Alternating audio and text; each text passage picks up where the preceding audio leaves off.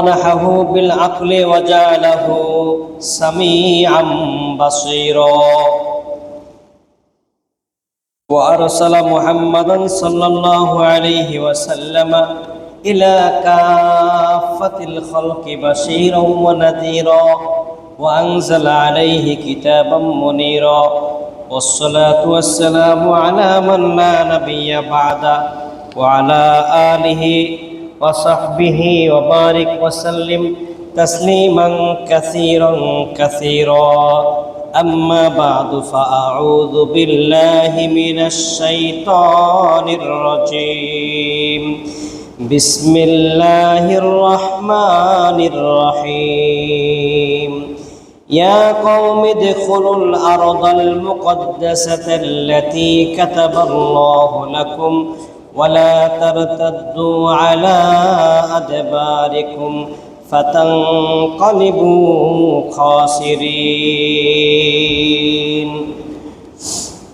صدق الله العظيم وصدق رسوله النبي الكريم ونحن على ذلك من الشاهدين والشاكرين والحمد لله رب العالمين إن الله وملائكته يصلون على النبي يا أيها الذين آمنوا صلوا عليه وسلموا تسليما اللهم صل على سيدنا ونبينا وشفيعنا وحبيبنا مولانا محمد صلى الله تعالى عليه وعلى آله وصحبه وبارك وسلم بلغ العلا بكماله كشف الدجى بجماله حسنت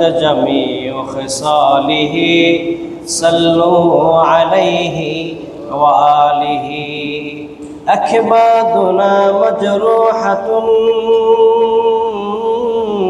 من سيف حجر المصطفى طوبى لأهل بلدة فيها النبي المحترم بلغ العلا بكماله كشف الدجى بجماله حسنت جميع خصاله صلوا عليه وآله মুআজ্জাজ মুহতারাম ও জীবন ইহতিশাম সম্মানিত মুসল্লিয়ান রব্বুল আলামিনের আলিশান দরবারে লাখো কোটি শুকর গুজার করছি যিনি আমাদেরকে সালাতুল জুমা আদা করার নিমিত্তে অত্র মসজিদে হাজির হবার তৌফিক ইনায়াত করলেন। এজন্য মনের সবটুকু আবেগ অনুভূতি উজাড় করে কায়মন বাক্যে দিল খুলে একবার কালিমাতুল শুকর আদা করি। সকলেই বলি আলহামদুলিল্লাহ। দরুদ সালাম অগণিত অবারিত বর্ষিত হোক বিশ্ব সভার সভাপতি সরকারে দো জাহাঁ হুজুরে পূর্ণুর রাহমাতুল আলামিন, যার আনিত মতাদর্শকে ফলো করলে দুনিয়া ও আখিরাতে কল্যাণ তথা মুক্তির গ্যারান্টি পাওয়া যায়, সেই রসুলের দো জাহার প্রতি সকলে আমরা সংক্ষেপে দরুদ সালাম পাঠ করি। সকলে বলি সাল্লাল্লাহু আলাইহি ওয়াসাল্লাম। প্রিয় সুধী, বর্তমানে আমরা দেখতে পাচ্ছি ফিলিস্তিন তথা বাইতুল মাকদাস জেরুজালেম, যেখানে মসজিদে আকসা রয়েছে, এই মসজিদে আকসার অধিবাসীদের উপর বর্বরোচিত আচরণ, তাদের উপর অত্যাচার নিপীড়ন এটা বহুগুণ বাড়িয়ে দিয়েছে। আগেও ছিল, এখন আরও বহু মাত্রায় মুসলমানদেরকে হত্যা করছে। বিশেষ করে নারী শিশুদেরকে নির্মমভাবে তারা শহীদ করছে। আমাদের জানা দরকার বাইতুল মুকাদ্দাস কী জিনিস, বাইতুল মুকাদ্দাস মসজিদে আকসা এর ইতিহাস সম্পর্কে আমাদের জানা দরকার। কোরআন ও হাদিস থেকে যে তথ্যগুলো পাওয়া যায়, আমি সেখান থেকে কিছু কথা আপনাদের সামনে এই বিষয়ে আলোচনা করব। মসজিদে আকসা এবং ফিলিস্তিন নিয়ে কিছু কথা বলবো। আমার তৌফিক ইল্লা বিল্লাহ আলাইহি তাওয়াক্কালতু ওয়া ইলাইহি উনীব। আমার এই ক্ষুদ্র প্রচেষ্টায় আমি দেখতে পাই পবিত্র কোরআনুল কারীমের প্রায় আপনার 4টি সূরার মধ্যে এই মসজিদে আকসার কথা উল্লেখ করা হয়েছে। সুবহানাল্লাহ বিহামদি। আল্লাহ রাব্বুল আলামিন সূরা মায়দার 21 নম্বর আয়াতের মধ্যে বলেছেন, ইয়া কওমি দুখুলুল আরদাল মুকাদ্দাসাতাল্লাতী কাতাবাল্লাহু লাকুম ওয়া লা তারতাদ্দু আলা আদবারিকুম ফাতানকালিবু খাসিরিন। মুসা আলাইহিস সালাম যখন ফিরআউনের সাথে বিজয় লাভ করলেন, তখন তিনি তার সম্প্রদায়কে সতর্ক করে বলতেছেন, হে আমার সম্প্রদায়, তোমরা আরদে মুকাদ্দাসা তথা বাইতুল মুকাদ্দাস এলাকায় প্রবেশ করো, যে এলাকাটা আল্লাহ রাব্বুল আলামিন তোমাদের জন্য নির্ধারণ করে দিয়েছেন। তোমরা যারা নবীর অনুসারী, এক আল্লাহকে বিশ্বাস করো, তোমাদের জন্য আল্লাহ তাআলা এই পবিত্র ভূমিকে নির্ধারণ করে দিয়েছেন। ওয়ালা তারতাদ্দু আলা আদবারিকুম, তোমরা পিছুপা হইও না, ফাতানকালিবু খাসিরিন, তাহলে তোমরা ব্যর্থতায় পর্যবসিত হয়ে যাবে, তোমরা ধ্বংস হয়ে যাবে। এই আরদে মুকাদ্দাসের কথা আল্লাহ রাব্বুল আলামিন কোরআন শরীফের সূরা মায়দার 21 নম্বর আয়াতের মধ্যে বলেছেন। এই আরদে মুকাদ্দাস হচ্ছে বাইতুল মুকাদ্দাস, যেখানে মসজিদে আকসা রয়েছে। আল্লাহ রাব্বুল আলামিন এই জায়গাটিতে অসংখ্য নবী পয়গম্বর আলাইহিমুসসালামকে পাঠিয়েছিলেন। যে জায়গায় নবী রাসূলের আগমন ঘটে সে জায়গাটা হয় বরকতময়, সে জায়গাটা তাদের উসিলায় বরকতময় হয়ে যায়। মনে করেন আপনাদের প্রত্যন্ত গ্রাম অঞ্চলে যদি কোনো এমপি মিনিস্টার যায়, তাহলে ওই জায়গায় কোনো না কোনো কল্যাণজনক কাজ হবে কি হবে না? অবশ্যই কোনো না কোনো কল্যাণজনক একটা প্রকল্প সেখানে তিনি দান করে আসবেন, যার বদলতে ওই গ্রামবাসী, ওই এলাকাবাসী উপকৃত হবে, ওই গ্রাম ডেভেলপ হবে। এটা যদি দুনিয়ার সাধারণ নিয়মে যদি হয়, তাহলে আল্লাহ পাকের এই নিজামের মধ্যে যারা শ্রেষ্ঠ মানব, নবী ও রাসূল, তারা যে এলাকায় আগমন করবেন সে এলাকা কি ধনী হবে না? সে এলাকা কি দামি হবে না? অবশ্যই দামি হবে। আল্লাহ রাব্বুল আলামিন হাজার হাজার পয়গম্বর আলাইহিস সালামকে এই বাইতুল মুকাদ্দাসে প্রেরণ করেছিলেন, এই আরদে মুকাদ্দাস পবিত্র ভূমিতে পাঠিয়েছিলেন। হযরতে ইসহাক আলাইহিস সালাম, হযরতে ইব্রাহিম আলাইহিস সালাম, তারপর হযরতে মুসা আলাইহিস সালাম, লূত আলাইহিস সালাম, এভাবে হাজার হাজার নবী পয়গম্বর আলাইহিস সালাম এই আরদে মুকাদ্দাসায়, বাইতুল মুকাদ্দাসে তারা আগমন করেছিলেন। আল্লাহ রাব্বুল আলামিন সূরা আম্বিয়া 71 নম্বর আয়াতের মধ্যে বলেছেন, ওয়ানাজ্জাইনাহু ওয়া লূতান ইলাল আরদিল্লাতী বারাকনা ফিহা লিল আলামিন। ওয়ানাজ্জাইনাহু, আমি ইব্রাহিম আলাইহিস সালামকে নমরুদের অগ্নিকুণ্ড থেকে নিষ্কৃতি দিলাম, বাঁচালাম। নমরুদ ইব্রাহিম আলাইহিস সালামের সাথে খারাপ আচরণ করেছিল না? সে খোদা দাবি করেছিল, সে একাই 20টা সাম্রাজ্যের অধিপতি ছিল, 400 বছরের উপরে সে হায়াত পেয়েছিল নমরুদ। সে ইব্রাহিম আলাইহিস সালামের উপর অত্যাচার নিপীড়ন করেছে, আগুনের কুণ্ডলী সাজিয়ে তাকে সেখানে নিক্ষেপ করেছিল। আল্লাহ রাব্বুল আলামিন আগুনকে ঘোষণা করলেন, ইয়া নারু কুনি বারদাও ওয়া সালামান আলা ইব্রাহিম, হে আগুন তুমি ঠান্ডা হয়ে যাও। এই কথা বলে আল্লাহ পাক শেষ করেন নাই, পরে আরো বলেছেন ওয়া সালামান আলা ইব্রাহিম, ইব্রাহিমের জন্য শান্তিদায়ক ঠান্ডা হয়ে যাও। এখন ঠান্ডাটাও কিন্তু গজব, অতিমাত্রায় ঠান্ডা এটা গজব, আর শান্তিময় ঠান্ডা এটা কিন্তু গজব নয়, এটা হচ্ছে বেহেশত, এটা আরাম। আল্লাহ পাক রব্বুল আলামিন আগুনকে বললেন, আগুন তুমি তোমার পাওয়ারটাকে শেষ করে ফেলে তুমি ঠান্ডা হয়ে যাও, এমন ঠান্ডা হয়েও না যাতে আমার হাবিব কষ্ট পায়। ওয়া সালামান আলা ইব্রাহিম, ইব্রাহিম নবীর জন্য তুমি শান্তিদায়ক হয়ে যাও। তো ইব্রাহিম নবী আলাইহিস সালাম তিনি এই নমরুদের অগ্নিকুণ্ড থেকে বের হলেন। বের হওয়ার পর যে জায়গায় তিনি হিজরত করেছিলেন এবং তার ভাগিনা লূত আলাইহিস সালাম, এই দুইজন মিলে তারা ভ্রমণ করে এমন একটা জায়গায় গেলেন আল্লাহ পাকের নির্দেশ ক্রমে, যে জায়গাটার নাম হচ্ছে আরদে মুকাদ্দাস। وَنَجَّيْنَاهُ وَلُوطًا إِلَى الْأَرْضِ الَّتِي بَارَكْنَا فِيهَا لِلْعَالَمِينَ। আমি তাকে নিষ্কৃতি দিলাম এবং লূত নবী সহকারে তারা দুইজন চলে গেলেন কোথায়? এমন একটা ভূমিতে যে ভূমির চতুর্পার্শ্বে আমি বরকতময় করে দিয়েছি।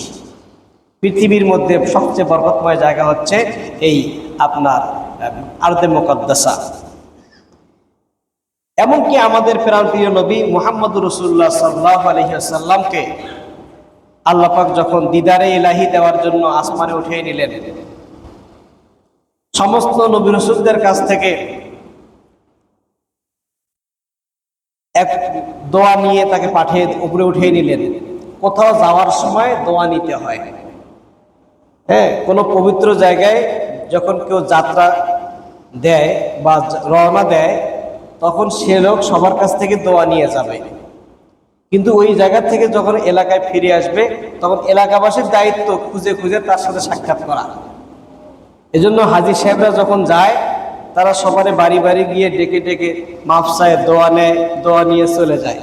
হজ থেকে যখন ফিরে আসবে, তখন নিয়ম হলো আমরা যারা আছি সবাই তার কাছে গিয়ে দোয়া চাবো। কারণ নবীজি সাল্লাল্লাহু আলাইহি ওয়াসাল্লাম হাদিসের মধ্যে আসছে, হাজী বান্দার জন্য দোয়া করেছেন, আল্লাহুম্মা গফির লিল হাজ, হে আল্লাহ তুমি হাজী বান্দাকে মাফ করে দাও। ওয়ালিমান ইস্তাগফারা লাহু, হাজী ব্যক্তি যার জন্য দোয়া করে তাকে তুমি ক্ষমা করে দাও। তাই একজন হজকারী বান্দা হজ থেকে হাজী হয়ে যখন দেশে ফেরে, এই ব্যক্তি যার জন্য দোয়া করবে সেই দোয়া আল্লাহ পাক কবুল করবেন। নবীজি এই দোয়াটিও আল্লাহ পাকের কাছে দাবি রেখেছেন।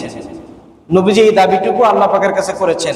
এই জন্য কোনো হাজী ব্যক্তি যখন হজ থেকে ফিরে আসে, আমাদের দায়িত্ব হলো তার সাথে সাক্ষাৎ করা, তার সাথে মোলাকাত করা, তার কাছে দোয়া চাওয়া। তো আমাদের প্রাণপ্রিয় নবীজি তিনি দিদারে ইলাহিতে যাবেন, আল্লাহর সঙ্গে সাক্ষাতের জন্য যাবেন।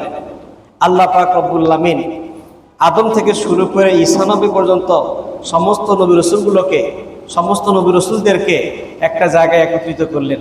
যে জায়গাটিতে একত্রিত করেছেন সেটি হচ্ছে মসজিদে আকসা। মসজিদে আকসা মেরাজের রাতে সকল নবী রাসূলকে আল্লাহ পাক সেখানে একত্রিত করলেন এবং তারা আমাদের নবীকে দোয়া করে দিলেন। ইব্রাহিম হজরতে জিবরাইল ফেরেশতা তাকে সামনে এগিয়ে দিয়ে ইমামতি করাইলেন, তার মাধ্যমে নামাজ পড়াইলেন, তাকে ইমাম বানিয়ে দিয়ে প্রমাণ করলেন যে ইনি হচ্ছেন ইমামুল আম্বিয়া, নবীগণের নেতা। সুবহানাল্লাহ বিহামদিহি।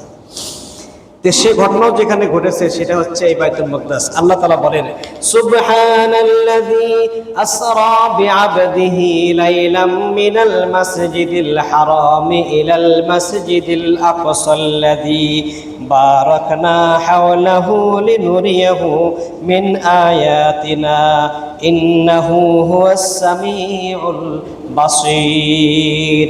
পবিত্র সেই মহান সত্তার যিনি রাতের সামান্যতম মুহূর্তে তার বান্দাকে মসজিদে হারাম থেকে বাইতুল মাকদাস পর্যন্ত ভ্রমণ করাইছেন।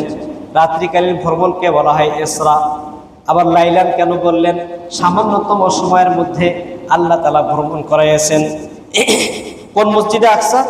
আল্লাযী বারাকনা হাওলাহু, যার চতুর্পার্শ্বে আমি বরকতময় করে দিয়েছি। কেন আমি ভ্রমণ করাইলাম? লিনুরিয়াহু মিন আয়াতিনা, আমার সৃষ্টির নিদর্শন সমূহ তাকে দেখাবো। ইন্নাহু হুয়াস সামিউল বাসীর, নিশ্চয় তিনি অধিক শ্রোতা এবং অধিক দ্রষ্টা, তিনি অধিক দেখেন। আল্লাহর চাইতে কেউ বেশি দেখতে পারে না। এমনি ভাবে এই বাইতুল মুকদ্দাসের কথা সূরা সাবার মধ্যেও আছে। সূরা সাবা, এই সাবা রাজ্যটা হচ্ছে, এটা ইয়ামানের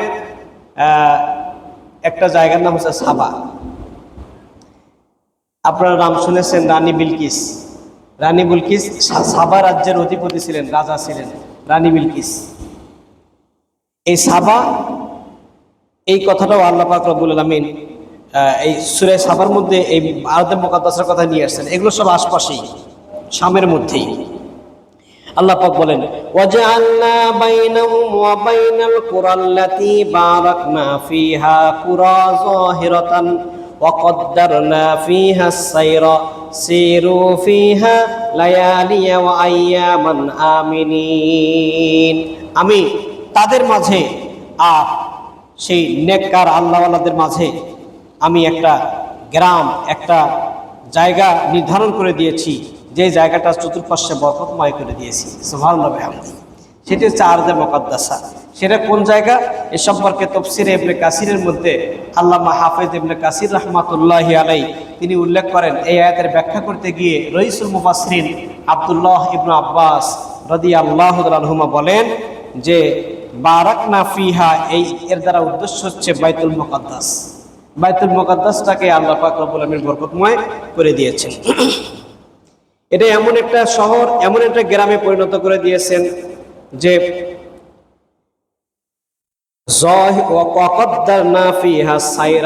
তিনি সেখানে ভ্রমণের একটা সময় নির্ধারণ করে দিয়েছেন। ভ্রমণের জন্য এই জায়গাটাকে আল্লাহ পাক নির্ধারণ করে দিয়েছেন যে তোমরা, আল্লাহ পাক বলতেছেন সিরু ফিহা লায়ালিয়া ওয়া আইয়ামান, রাতে এবং দিনে তোমরা ভ্রমণ করো এই পবিত্র ভূমিতে, আমিনিন, নিরাপদে, নিরাপদে তোমরা ভ্রমণ করো।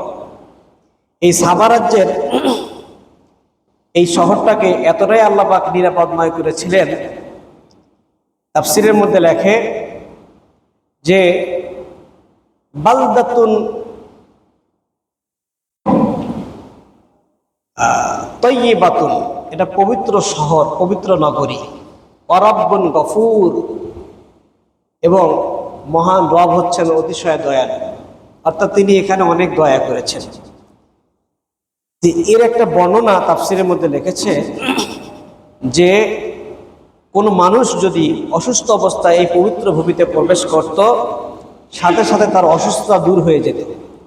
সেখানে কোনো মেডিকেলে ভর্তি হওয়া লাগতো না, কোনো কারো কাছে চিকিৎসাপত্র নেওয়া লাগতো না। ওই শহরে ঢোকার সঙ্গে সঙ্গে সে রোগ মুক্ত হয়ে যেত। সুবহানাল্লাহ বিহামদিহি। কেউ যদি মাথায় উকুন নিয়ে প্রবেশ করত, উকুন নিয়ে প্রবেশ করলে উকুনগুলো মাথা থেকে আপনা আপনি ঝরে ঝরে পড়ে যেত। এরকম একটা বরকতময় আল্লাহ পাক এই এলাকাটাকে করে দিয়েছিলেন। এই বরকতময় রাজ্য কোনটা, এ সম্পর্কে মসজিদে আকসাকে এবং তার চতুর্পাশের এলাকাটাকে আব্দুল্লাহ ইবনে আব্বাস রাদিয়াল্লাহু তাআলা আনহুমা বুঝিয়েছেন। মসজিদে আকসা এর বৈশিষ্ট্য সম্পর্কে অনেক হাদিস বর্ণিত হয়েছে। সহিহ বুখারী মুসলিমের হাদিসের মধ্যে আসছে। সহিহ বুখারী হাদিস নম্বর 3366, যে ওয়ান হুয়া আন্নাহু সানি আকবরু মসজিদিন ফিল আলাম, জগতের মধ্যে দ্বিতীয় বড় মসজিদ হচ্ছে এই বাইতুল মাকদাস। পৃথিবীর মধ্যে দ্বিতীয় বড় মসজিদ হচ্ছে বাইতুল মুকাদ্দাস। তাম্মা বেনাউহু বাদাল মসজিদের হারাম, মসজিদে হারামের পরে এর নির্মাণ কার্য সম্পন্ন হয়। যেমন হাদিসের মধ্যে আসছে, আন আবি জাররিন রাদিয়াল্লাহু তাআলা আনহু কুনতু ইয়া রাসূলুল্লাহ, হযরতে আবু যার গেফারি রাদিয়াল্লাহু তাআলা আনহু থেকে বর্ণিত হাদিস। আবু যার গেফারি একজন স্বনামধন্য জালিলুল কদর সাহাবী, যার নাম ছিল জুনদুব ইবনু জুনাদা। জুনদুব ইবনু জুনাদা, তিনি ইসলামের চতুর্থ মুসলমান ছিলেন। ইসলামের চতুর্থ মুসলমান আবু যার গেফারি রাদিয়াল্লাহু তাআলা আনহু, তার থেকে বর্ণিত হাদিস। উনি নবীজিকে একদিন জিজ্ঞেস করলেন, ইয়া রাসূলুল্লাহ, আইয়ু মসজিদিন উদিয়া ফিল আরদি আউয়ালা, পৃথিবীতে সর্বপ্রথম মসজিদ কোনটা? কয়লা, নবীজি বললেন, আল মসজিদুল হারাম, মসজিদে হারাম হচ্ছে পৃথিবীতে সর্বপ্রথম মসজিদ। কুলতু সুম্মা আইয়ুন, এরপর তিনি জিজ্ঞাসা করলেন যে এরপরে কোনটা মসজিদ সর্বশ্রেষ্ঠ? তখন তিনি বললেন, আল মসজিদুল আকসা, মসজিদে আকসা হচ্ছে সর্বশ্রেষ্ঠ মসজিদ। কুলতু কাম বাইনাহুমা, আবু যার গেফারি বলেন, আমি নবীজিকে জিজ্ঞেস করলাম যে কাম বাইনাহুমা, মসজিদে আকসা এবং মসজিদে হারাম দুইটার মধ্যে কত বছরের ব্যবধান নির্মাণের দিক থেকে? নবীজি বললেন যে আরবাউনা সানাতান, 40 বছরের ব্যবধান। তাহলে মসজিদে আকসার 40 বছর আগে মসজিদে হারাম, কাবা শরীফ, মসজিদে হারাম প্রতিষ্ঠা করা হয়। সুবহানাল্লাহ বিহামদিহি। বুখারী শরীফের হাদিস 3366। মর্তবার দিক থেকে, মর্যাদার দিক থেকে, ফজিলতের দিক থেকে এই মসজিদে আকসা হচ্ছে তৃতীয়, 3 নম্বরের স্থানে রয়েছে। যেমন এটা বুখারী মুসলিমের হাদিস, নবীজি বলেছেন, লা তাসুব্বু রিহালা ইল্লা ইলা সালাসাতি মাসাজিদা, তোমরা সবের আশায় 3 মসজিদ ছাড়া কোথাও ভ্রমণ করিও না। একটা হচ্ছে আল মসজিদুল হারাম, মসজিদে হারাম বাইতুল্লাহ শরীফ। দ্বিতীয়ত হচ্ছে মসজিদুর রাসূল সাল্লাল্লাহু আলাইহি ওয়াসাল্লাম, মানে মসজিদে নববী, নবীজির মসজিদ। তৃতীয়ত হচ্ছে মসজিদুল আকসা, বাইতুল মুকাদ্দাস। এই 3টা জায়গায় তোমরা অধিক সবের আশা নিয়ে ভ্রমণ করো। তাহলে কতগুলো সব পাওয়া যাবে এ সম্পর্কে ফাদাইলু যিকরি মদিনাতিল মুনাওয়ারা আল আহাদিসুল ওয়ারিদাতু ফি ফাদাইলি যিকরি মদিনাতিল মুনাওয়ারা, এই সম্পর্কে একটি কিতাব, এই শিরোনামে একটা কিতাব, প্রায় 950 পৃষ্ঠার। এই কিতাবটা আমি মদিনা মুনাওয়ারার মিউজিয়াম থেকে কিনেছিলাম গত 2017 সালে। 950 পৃষ্ঠার এই কিতাব, আরবি কিতাব। এখানে এই মদিনার ফজিলত বর্ণনা করতে গিয়ে অনেকগুলো হাদিস উল্লেখ করা হয়েছে। তার মধ্যে এরকম একটা হাদিস রয়েছে যে হাদিসে বলা হচ্ছে যে মসজিদে হারামে এক নামাজ আদায় করলে তাকে 1,00,000 নামাজের সব দান করা হবে। 1 রাকাত নামাজ পড়লে 1,00,000 রাকাতের সব তার আমল নামায় দেওয়া হবে। আর মসজিদে নববী, নবীজির যে মসজিদ, এইখানে নামাজ পড়লে এক হাদিসে আসছে তাকে 1000 গুণ সব দেওয়া হবে। আর আরো একটা রিওয়ায়াতে আসছে সেখানে 50,000 গুণ সব দান করা হবে। সুবহানাল্লাহ। আর বাইতুল মুকদ্দাস মসজিদে আকসায় যদি কেউ 1 রাকাত নামাজ পড়ে তার আমল নামে 25,000 রাকাতের সব দান করা হবে। অন্য রিওয়ায়াতে আসছে 500। তো আমরা বেশিটাই ধরি 25,000, 25, 50 আর 1,00,000। সবের দিক থেকে অনেক বড় মর্তবাওয়ালা এবং সম্মানজনক এই 3টা মসজিদ পৃথিবীতে সবের দিক থেকে। এই জন্য নবীজি বলেছেন, লা তাসুদ্দুর রিহাল ইল্লা ইলা সালাসাতি মাসাজিদা, 3টা মসজিদ ছাড়া তোমরা সবের আশায় ভ্রমণ করিও না। এই হাদিসটাকে আবার কেউ কেউ ঘুরায় উল্টা দিকে, যে কবর জিয়ারতের দিকে নিয়ে যায়। বুঝতে পেরেছেন? কবর জিয়ারতের সঙ্গে আর এই মসজিদের ফজাইলের সঙ্গে, ফজাইলের মধ্যে এখানে কোনো সম্পর্ক নাই, এটা আলাদা বিষয়। ওইদিকে এক এক করে কবর জিয়ারত করতে নিষেধ করে। কবর জিয়ারত করা সুন্নত না, জিয়ারত করবেন, কবর পূজা করা যাবে না। কবর, এই পূজা শব্দটা এটা কি মুসলমানদের শব্দ? কাদের? মুশরিকদের শব্দ। এই মুশরিকদের শব্দ মুসলমানদের গায়ে ট্যাগ লাগানো হয়। কাজে এই শব্দগুলো উচ্চারণ করা যাবে না, এগুলো বিষয়ে আমাদের খেয়াল করতে হবে। বাইতুল মাকদাসের মর্তবা, বাইতুল মাকদাস এটার মর্তবা অনেক বড়। এটা ছিল মুসলমানদের কেবলা। প্রথম দিকে এটা মুসলমানদেরই কেবলা ছিল, এটাও মুসলমানদের কেবলা ছিল। হাদিসের মধ্যে আসছে, মুসনাদে আহমদের 2991 নম্বর হাদিস, যে ওয়ারাদা ফিল হাদিস কানা রাসূলুল্লাহ সাল্লাল্লাহু আলাইহি ওয়াসাল্লাম ইউসাল্লি ওয়া হুয়া বিমক্কা নাহওয়া বাইতুল মুকাদ্দাস। রাসূলুল্লাহ সাল্লাল্লাহু আলাইহি ওয়াসাল্লাম মক্কায় থাকা অবস্থায় তিনি বাইতুল মুকাদ্দাসের দিকে মুখ ফিরিয়ে নামাজ পড়ছেন। ওয়াল কাবাতু বাইনা ইয়াদাই, আর কাবা তার সামনেই ছিল, হাতের সামনেই ছিল। তারপরে তিনি কোন দিকে নামাজ পড়েছেন? বাইতুল মাকদাসের দিকে মুখ ফিরে। ওয়া বাদা মা হাজারা ইলাল মদিনা 16 শাহরান আও 17 শাহরান, অতঃপর তিনি আল্লাহ পাকের নির্দেশ মোতাবেক মক্কা থেকে মদিনায় হিজরত করার পর 16 কিংবা 17 মাস ব্যাপী ওই বাইতুল মুকাদ্দাসের দিকে মুখ ফিরে নামাজ আদায় করেছেন। এরপর তিনি বারবার আকাশের দিকে তাকান। ওই ইহুদিরা তিরস্কার করা শুরু করলো যে দেখো, আমাদেরকে মানে না আর আমাদের কিবলাকে মানে, আমাদের কিবলার দিকে মুখ ফিরিয়ে নামাজ পড়ে। নানান প্রকার তিরস্কার, নানান প্রকার তাচ্ছিল্য তারা করতেছিল। কিন্তু রাসূলুল্লাহ সাল্লাল্লাহু আলাইহি ওয়াসাল্লাম মনে চাচ্ছে না যে সেই দিকে কিবলা বানিয়ে নামাজ পড়া হোক, তার মনটা চাচ্ছে কাবার দিকেই কিবলা হোক। তিনি মুখ খুলে কিছু বলছেন না, বারবার খালি আকাশ পানে তাকায় আর মনে মনে বলে, আল্লাহ আমার কেবলা যদি কাবা ঘর হতো। হ্যাঁ, ইব্রাহিম আলাইহিসসালাম যেটাকে নির্মাণ করেছেন পরবর্তীতে, সেই কাবা যদি আমার কেবলা হতো কত না ভালো হতো।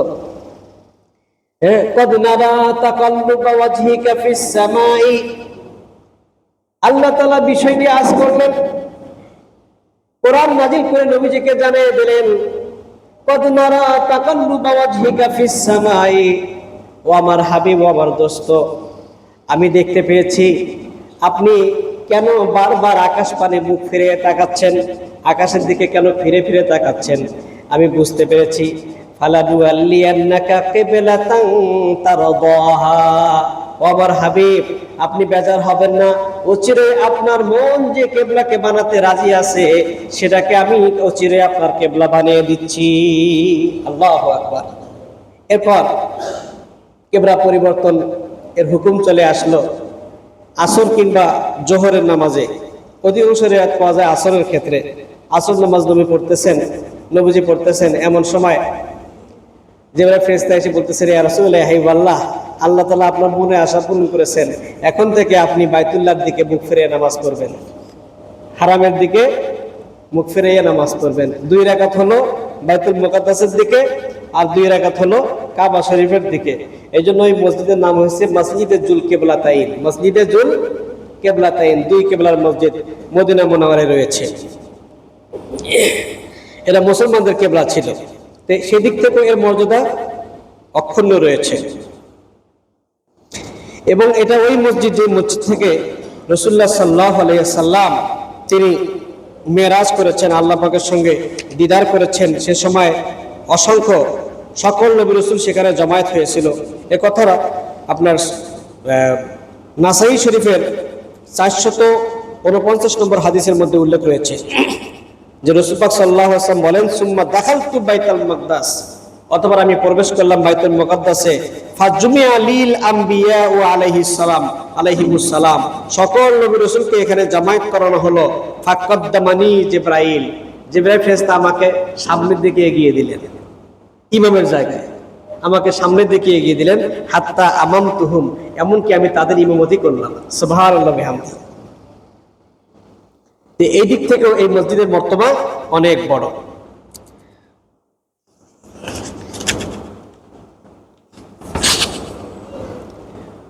দোয়াউন খাসুন লিজাইরিন, এই মসজিদে যারা জিয়ারতের উদ্দেশ্যে যাবে, এই মসজিদে যারা যাবে তাদের জন্য খাস দোয়া রয়েছে। এই দোয়াটা কে করেছেন? যিনি এই মসজিদে আকসা নির্মাণ করেছেন তিনি এই দোয়া করেছেন। তিনি কে? হযরতে সুলাইমান আলাইহিস সালাতু ওয়াস সালাম। হাদিসের মধ্যে আসছে, সুনানে নাসাই হাদিস নম্বর 692, দীর্ঘ হাদিস। রাসূলুল্লাহ সাল্লাল্লাহু আলাইহি ওয়াসাল্লাম বলেন, আব্দুল্লাহ ইবনে আমর থেকে বর্ণিত, রাসূলুল্লাহ সাল্লাল্লাহু আলাইহি ওয়াসাল্লাম বলেছেন, লাম্মা ফারাগা সুলাইমান ইবনে দাউদ, যখন সুলাইমান ইবনে দাউদ আলাইহিস সালাম মিন বানাই বাইতুল মুকাদ্দাস নির্মাণ কাজ সম্পন্ন শেষ করলেন, সাআলাল্লাহ সালাসান, তিনি বাইতুল মুকাদ্দাস নির্মাণ সম্পন্ন করে আল্লাহর কাছে 3টা দোয়া করেছিলেন। কয়টা দোয়া? 3টা দোয়া। 1 নম্বর, হুকমান ইউসাদিফু হুকমুহু, তিনি যেন আল্লাহ পাকের বিধান মোতাবেক বিধান জারি করতে পারেন, এটা তিনি চেয়েছিলেন এবং তা বাস্তবায়ন করে দেখিয়েছেন। ওয়া মুলকান লা ইয়ানবাগি লিআহাদিন মিন বাদিহি, তিনি একটা রাজত্ব চেয়েছেন যে আমাকে এমন একটা রাজত্ব দাও যেরকম রাজত্ব কিয়ামত পর্যন্ত আর পৃথিবীতে কাউকে দেবেন না, এরকম বড় রাজত্ব তুমি আমাকে দান করো। আল্লাহ পাক সেটা তাকে দেননি, দিয়েছেন। গোটা পৃথিবীর রাজত্ব তাকে আল্লাহ পাক দান করেছেন। এরপরে 3 নম্বর যে দোয়াটি করেছেন, ওয়াল্লা ইয়াতি হাযাল মসজিদ আহাদুন লা ইউরিদু ইল্লা সলাতা ফীহি ইল্লা খারাজা মিন যুনুবিহি কায়াউমিন ওয়ালাদাতহু উম্মু, যে ব্যক্তি এই মসজিদে আসবে নামাজ আদায় করার জন্য, এছাড়া অন্য কোনো উদ্দেশ্য নয়, এই মসজিদে এসে নামাজ পড়বে, এই উদ্দেশ্যে যে ব্যক্তি মসজিদে আকসায় আসবে, আল্লাহ তাকে তুমি ওই দিনে নিষ্পাপ করে দাও, কায়াউমিন ওয়ালাদাতহু উম্মু, যেদিন তার মা তাকে জন্ম দিয়েছে। সুবহানাল্লাহ বিহামদিহি। তাহলে দাউদ সুলাইমান আলাইহিস সালাম দোয়া করলেন 3টা দোয়া। 3 দোয়ার একটা দোয়া হচ্ছে যে যে ব্যক্তি এই মসজিদে নামাজের জন্য প্রবেশ করবে তাকে তুমি গুনাহ থেকে ওইরূপ নিষ্পাপ করে দাও যেমন সদ্য জন্ম নেওয়া শিশুটি গুনাহ থেকে মুক্ত হয়ে যায়। রাসূলুল্লাহ সাল্লাল্লাহু আলাইহি ওয়াসাল্লাম বলেন, এটা সুনানে ইবনে মাজার মধ্যেও আপনার 1408 নম্বর হাদিসে রয়েছে। রাসূল পাক সাল্লাল্লাহু আলাইহি ওয়াসাল্লাম বলেন, লাকাত তাকাব্বালাল্লাহু দুআআহু আল উলা ওয়াস সানিয়া, আল্লাহ পাক তার প্রথম এবং দ্বিতীয় দোয়া কবুল করেছেন। এরপর ওয়া আরজু আই ইয়াকবুলা দুআআহু সালিসা আইজাম, আমি আল্লাহ পাকের দরবারে কামনা করি তার তৃতীয় দোয়াটিও কবুল করবেন। তৃতীয় দোয়াটিও কি কবুল করবেন।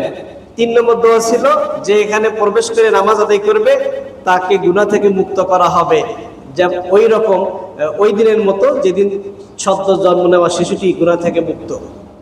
সুবহানাল্লাহ বিহামদি। তাহলে বাইতুল মাকদাসের মর্তবা অনেক বড়। ওয়াহিয়া আফদালু মাকানিন লিল হিজরা, হিজরতের সর্বোত্তম জায়গা হচ্ছে এই বাইতুল মুকাদ্দাস। রাসূল পাক সাল্লাল্লাহু আলাইহি ওয়াসাল্লামের জামানায় যে হিজরত হয়েছে মক্কা থেকে মদিনায়, এটা একটা হিজরত। এরপরও কিন্তু আরেকটা হিজরত হবে, আরেকটা হিজরত হবে। সবাই হিজরত করে বাইতুল মাকদাসের দিকে চলে যাবে, সেটা হচ্ছে বাইতুল মাকদাস। সে কথাটি হাদিসের মধ্যে আসছে। আন আব্দুল্লাহ ইবনে আমর রাদিয়াল্লাহু আনহু قال সামিতু রাসূলুল্লাহ সাল্লাল্লাহু আলাইহি ওয়াসাল্লাম ইয়াকুল, আমি আল্লাহর নবী হুজুরে নূর সাল্লাল্লাহু আলাইহি ওয়াসাল্লামকে বলতে শুনেছি, সাতাকুনু হিজরাতুন বাদা হিজরাতিন, অচিরেই এক হিজরতের পর আরেক হিজরত আসতেছে। একটা হিজরত তো মক্কা থেকে মদিনা, এরপর অচিরেই আরেকটা হিজরত আসবে।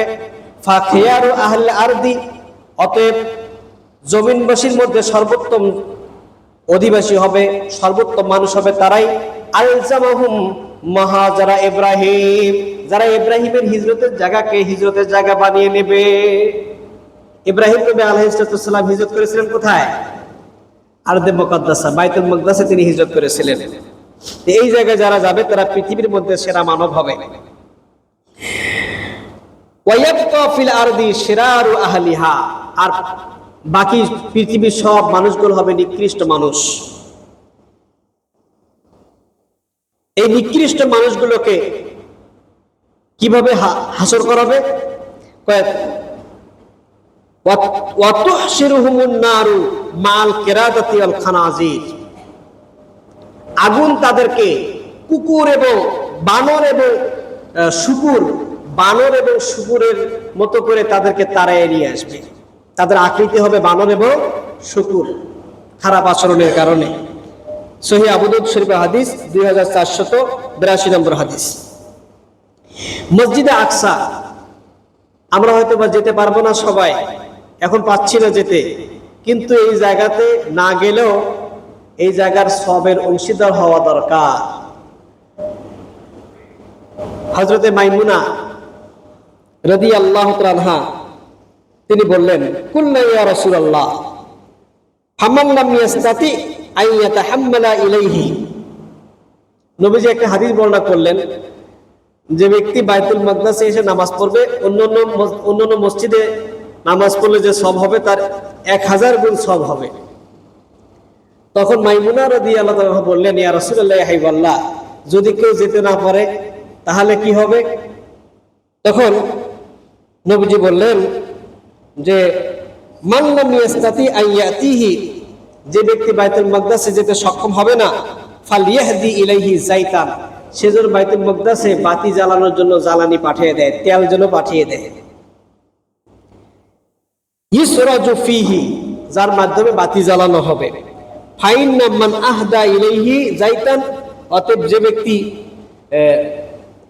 তেল দান করবে সেখানে কানা কামান কদ আতাহু, সেজন্য বাইতুল মাকদাসে যাওয়ার সব লাভ করলো। সুবহানাল্লাহ বিহামদি। রাহু আহমদ, মুসনাদে আহমদের 27626 নম্বর হাদিস রয়েছে। আমরা জানি হজের এবং ওমরার ক্ষেত্রে মিকাতে গিয়ে ইহরাম বাঁধতে হয়। মিকাত 5টা আর হিলো হচ্ছে 5টা। 5 মিকাত, ইয়ালামলাম, কর্নুল মানাজিল, জাতু ইরক, জুল হুলাইফা, জুহফা, এগুলো হচ্ছে মিকাত, ইহরাম বাঁধার জায়গা। আর এছাড়াও আরো হিল রয়েছে 5টা। হ্যাঁ, তানিম আয়েশা, মসজিদে আয়েশা তানিম, তারপর হচ্ছে আল সুমাইসিয়া, হুদাইবিয়া, ওয়াদি আল ইহরাম, তারপর হচ্ছে আপনার জেরানা, মক্কা থেকে প্রায় 20 থেকে 25 কিলোমিটার দূরে জেরানা, সেখান থেকে ইহরাম বাঁধা যায়, ওমরার ইহরাম বাঁধা যায়। কিন্তু আজকে আমরা হাদিসের মাধ্যমে জানবো বাইতুল মুকদ্দাসের ফজিলত, যেটি সুনানে ইবনে মাজাহ 3001 নম্বর হাদিস। হযরতে উম্মে সালমা রাদিয়াল্লাহু তাআলা আনহা থেকে বর্ণিত, নবীজির স্ত্রীদের মধ্যে উম্মু সালামা ইনি খুবই নবীজির কাছ থেকে বেশি সওয়াল করে জানতেন। যে কোনো বিষয়ে কিছু ঘটনা ঘটলে উনি জিজ্ঞাসা করতেন, হুজুর আমাদের জন্য কি আছে বা নারীদের জন্য কি আছে, নারীদেরকে নিয়ে বেশি মাসলা মাসাইল জানার জন্য উনি চেষ্টা করতেন এবং তাদের অধিকার নিয়ে কথা বলতেন। যখন কোনো আয়াত নাজিল হতো উনি বলতেন আমার নারীদের জন্য কি নাজিল হয়েছে, এরকম প্রশ্ন করে বসতেন। সেই উম্মে সালামা রাদিয়াল্লাহু তাআলা তিনি নবীজির কাছে শুনেছেন, নবীজি বলতেছেন, মান আহাল্লা বি উমরাতিন মিন বাইতুল মুকদ্দাস গুফিরা লাহু, যে ব্যক্তি বাইতুল মুকদ্দাস থেকে উমরার ইহরাম বাঁধবে, গুফিরা লাহু, তার জীবনের গুনাহগুলোকে মাফ করে দেওয়া হবে। তাহলে বাইতুল মুকদ্দাসের ফজিলত আছে কি নাই?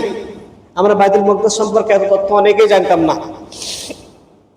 বাইতুল মুকদ্দাস এতটাই ফজিলতপূর্ণ একটা জায়গা যে এমন একটা সময় আসবে যে সময়ে বাইতুল মুকদ্দাসের গুরুত্ব উপলব্ধি করে পৃথিবীর মানুষেরা সবাই বাইতুল মুকদ্দাসের কাছে গিয়ে বাসাবাড়ি করবে, সেই জায়গাটা দখলের চেষ্টা করবে। এমনকি একটা ঘোড়ার চাবুক রাখার মতো জায়গাও যদি সে পায়, সেই জায়গাটি সে দখল করে থাকবে, যেখান থেকে বাইতুল মুকদ্দাস দেখা যায়, এই পবিত্র ভূমি দেখা যায়, আল্লাহর ঘর দেখা যায়। সে কথাও আপনার মুস্তাদরাকে হাকিমের মধ্যে উল্লেখ করা হয়েছে। হযরত নবী মুসা আলাইহিস সালাম তিনি তার জীবনের শেষ সায়ান নিয়ে এসে আল্লাহর কাছে ফরিয়াদ করেছিলেন, হে আল্লাহ, আমার মৃত্যুর পরে কবরটা যেন এমন জায়গা হয় যেটা বাইতুল মুকদ্দাসের কাছাকাছি। সুবহানাল্লাহ বিহামদি। বুখারী মুসলিমের হাদিসের মধ্যে আসছে, নবী মুসা আলাইহিস সালাম তার যে কামনা, তার ইন্তেকালের সময় যে ফাসালাল্লাহ ইউদনিয়াহু মিনাল আরদিল মুকদ্দাসা, তিনি আল্লাহ পাকের কাছে চাইলেন, হে আল্লাহ, আমাকে যেন আরদে মুকদ্দাসা, বাইতুল মুকদ্দাসের কাছাকাছি আমাকে রাখা হয়। কেমন কাছাকাছি? রামিয়াতান বিহাজারিন, একটা কঙ্কর যেন নিক্ষেপ করলে সেই নিক্ষেপিত কঙ্করটা যে জায়গায় পড়ে সেটা যেন হয় বাইতুল মুকদ্দাস। তার মানে কি, এরকম কাছাকাছি জায়গায় যেন আমি থাকার সুযোগ লাভ করি। এটা নবী মুসা আলাইহিস সালামের ইন্তেকালের আগে এটা কামনা ছিল। প্রিয় নবী সাল্লাল্লাহু আলাইহি ওয়াসাল্লাম বলেন, ফালাউ কুনতু সাম্মা, আমি যদি সেখানে থাকতাম, লা উরিতাকুম কবরাহু ইলা জানিবিত তরিক ইনদাল কাসিবিল আহমার, তাহলে লাল কিল্লার পাশে তোমাদেরকে আমি হযরত নবী মুসা আলাইহিস সালামের কবরটা দেখায় দিতাম। সুবহানাল্লাহ বিহামদি। কারণ নবী মুসা আলাইহিস সালামের কবর আমাদের নবী মুহাম্মদ সাল্লাল্লাহু আলাইহি ওয়াসাল্লাম তিনি যখন মেরাজে যান তিনি দেখেছেন, তার সাথে সাক্ষাৎ করেছেন। মাওকু আহলিল হক, পৃথিবীতে সমস্ত জায়গায় হকপন্থী মানুষ সব শেষ হয়ে যাবে, হকের দাবিদার কেউ থাকবে না, কিন্তু বাইতুল মুকদ্দাসে এর আশপাশ ঘিরে যারা থাকবে তারা হকের অনুসারী হবে। সুবহানাল্লাহ বিহামদি। হাদিসের মধ্যে আসছে, মুসনাদে আহমদের হাদিস 22320 নম্বর হাদিস, লা তাজালু তায়ফাতুম মিন উম্মতি আলা দ্বীন যাহিরিনা লিআদুহিম কাহিরিনা লা ইয়াদুরুহুম মান খালাফাহুম ইল্লা মা আসাবাহুম হাত্তা ইয়াতিয়াহুম আমরুল্লাহ। সুবহানাল্লাহ। যে একটা দল পৃথিবীতে সর্বদাই বিদ্যমান থাকবে, যাদেরকে কেউ ক্ষতি করতে পারবে না, যাদেরকে কেউ দাবাইয়ে রাখতে পারবে না, দমিয়ে রাখতে পারবে না। তারা, নবীজিকে জিজ্ঞেস করা হলো, ইয়া রাসূলুল্লাহ ওয়াইনাহুম, তারা কোথায় থাকবে, কোন দেশের বাসিন্দা? কলা, তখন নবীজি বললেন, বি বাইতুল মুকদ্দাস, তারা বাইতুল মুকদ্দাস ও আকনাফি বাইতুল মুকদ্দাস, বাইতুল মুকদ্দাসের আহল হবে এবং বাইতুল মুকদ্দাসের আশপাশের লোকেরা হবে। সুবহানাল্লাহ বিহামদি। তাহলে বাইতুল মুকদ্দাস এটা খুবই গুরুত্বপূর্ণ একটি ভূমি এবং কিয়ামতের আগে আগে সর্বশেষ চূড়ান্ত হক ও বাতিলের লড়াই হবে এই জায়গায়। হক বাতিলের লড়াই হবে এই জায়গায়। ইহুদিরা মুসলমানদের চরম ও পরম দুশমন, পৃথিবীতে তাদের কোথাও স্থায়িত্ব নাই। তারা মুসলমানদের জায়গা জমিগুলো, দেশগুলো দখল করে নিচ্ছে, এটা দখলদার বাহিনী। প্রথমে এই ফিলিস্তিনে তারা এই সামান্য জায়গা কিনেছিল অনেক টাকা পয়সা দিয়ে। মুসলমানরা বুঝতে পারে নাই, ওই সময় বিক্রি করেছে টাকা পয়সার লোভে।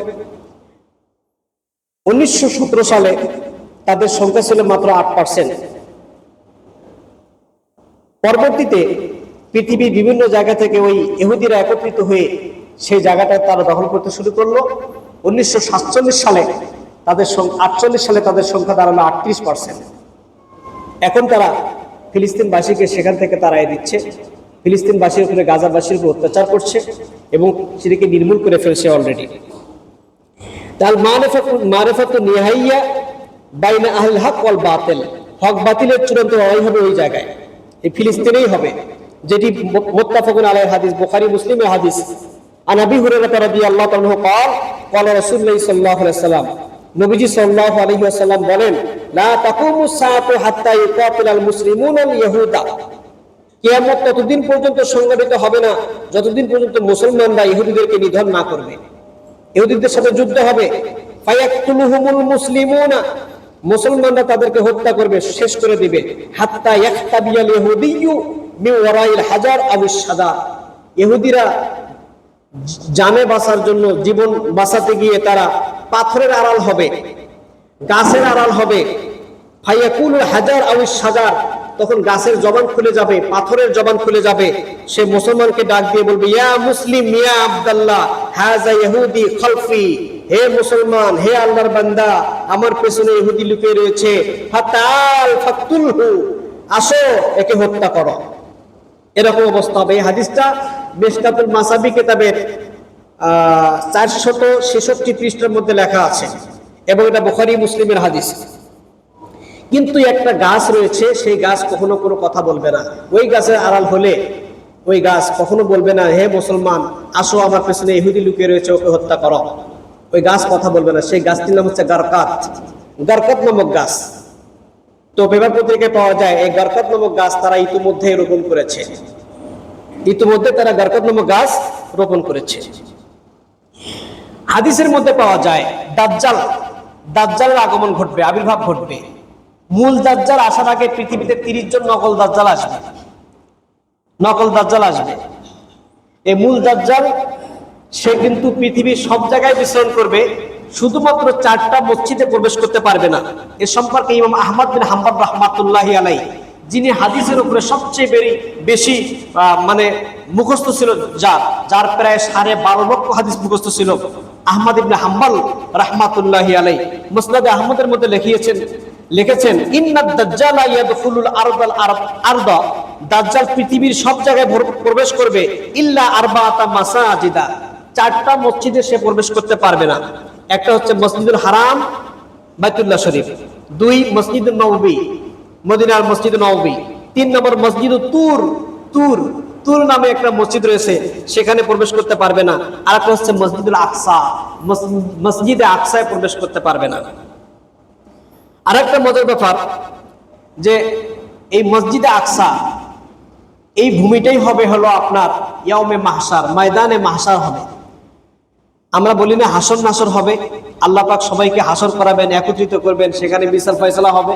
সেটা কোথায় হবে এ সম্পর্কে মুসনাদে আবু ইয়ালা হাদিস নম্বর 7088, এই হাদিসের মধ্যে আসছে আন মাইমুনা রাদিয়াল্লাহু তাআলা আনহা, হযরতে মাইমুনা রাদিয়াল্লাহু তাআলা থেকে বর্ণিত, তিনি বললেন, ইয়া রাসূলুল্লাহ আফতিনা ফি বাইতুল মুকাদ্দাস, বাইতুল মুকাদ্দাস সম্পর্কে আমাদেরকে জানিয়ে দিন, কিছু তথ্য দিন।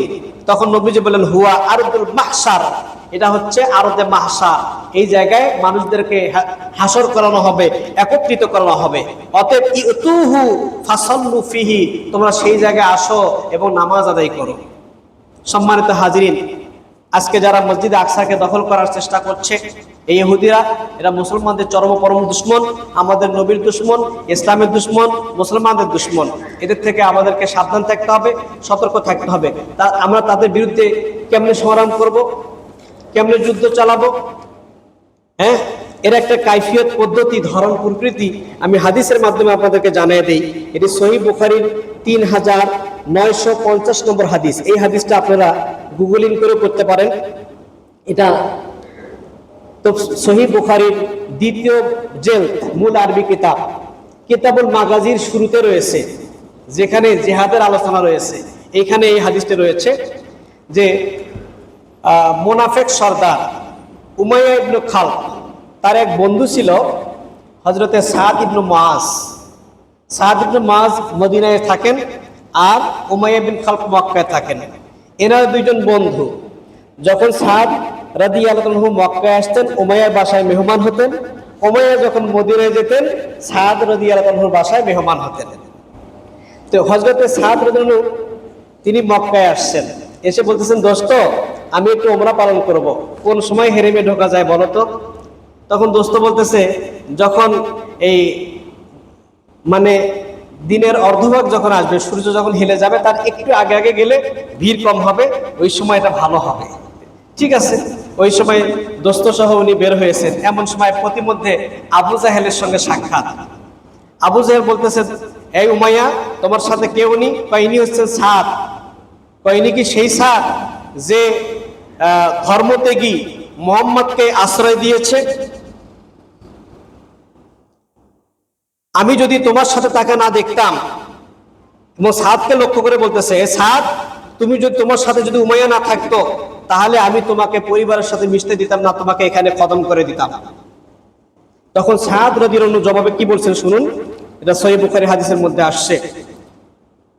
ফাকালা লাহু সাদুন ওয়া রাফা'a সাওতাহু, সাদ রাদিয়াল্লাহু আনহু তিনি চিৎকার করে বললেন, আওয়াজ বুলন্দ করে বললেন, আমা আল্লাহ, আল্লাহর কসম, লাইন মানাতানি হাযা, তুমি যদি আজকে আমাকে বাধা দিতে, লা আমনান্নাকা মা হুয়া আশাদ্দু আলাইকা মিনহু তরিকাকা আলাল মদিনা, ওই যে মদিনার পথে তোমরা যে শাম দেশে গিয়ে ব্যবসা বাণিজ্য করো, ওই ব্যবসায়ের রাস্তা তোমাদের আমি কেটে দিতাম, তোমাদের ব্যবসার রাস্তা বন্ধ করে দিতাম। আমাকে একটু বাধা দিয়ে দেখতে কি অবস্থা হতো তোমাদের শাম সিরিয়ে যে ব্যবসা বাণিজ্য করো, তোমাদের ওই ব্যবসা বাণিজ্যের রাস্তায় আটকে দিতাম।